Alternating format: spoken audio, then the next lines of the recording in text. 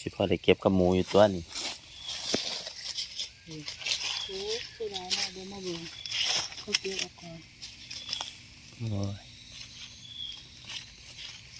โอ้ยยุ่งกะไร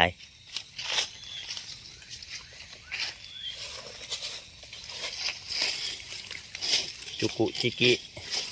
เบิ่งก่อนเป็นแนวดีหายากแท้เอาเปิดออกเบิ่งนี่ซ้ำนี่สบอปวกจนกินเบิด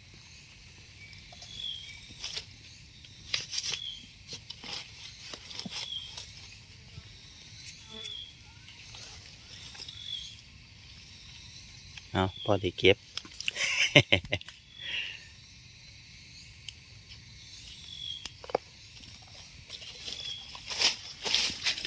นี่ไหนคือบอกเด็ดสิโอ้ย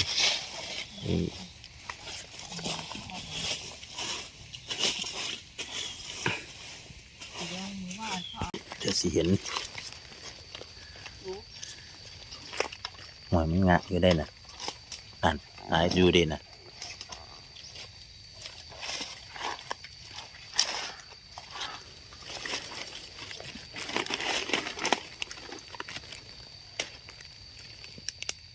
เนี่ยเอ็นหนาจ่อย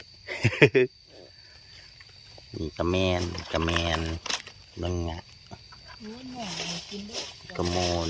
คนกระแมนจุ่มก็ได้เก็บอยู่ดอกเอาได้มวนอันนี้จุกุโอ้ยจุกุอันจุกุโอ้ยนี่สมซื้อเห็ดปวกกี่ดีเนาะ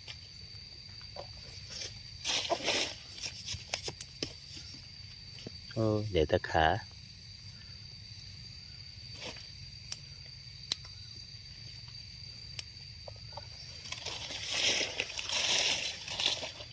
หัวก็ขาดออกมันโอ้ย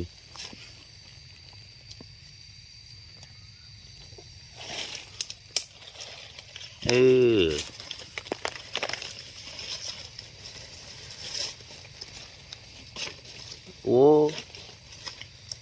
เปื่อยบัด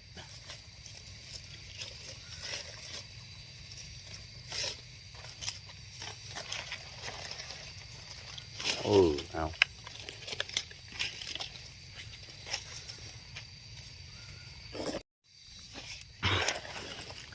ใส่ตา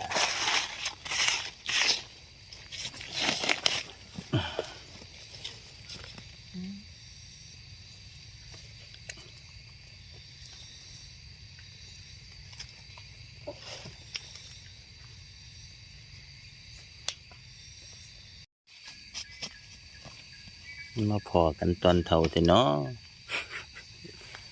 มันบอกว่าอะไรเผาได้แต่ว่ามันเปื่อยตัวฝนตกเด็กยังมากินมันกำลังงาจุ่มดอกจุ่มเห็นบ่หัวรูดออกเบิด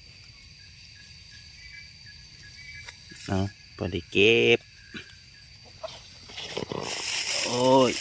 ใส่ละมาเบิ่งเนี่ย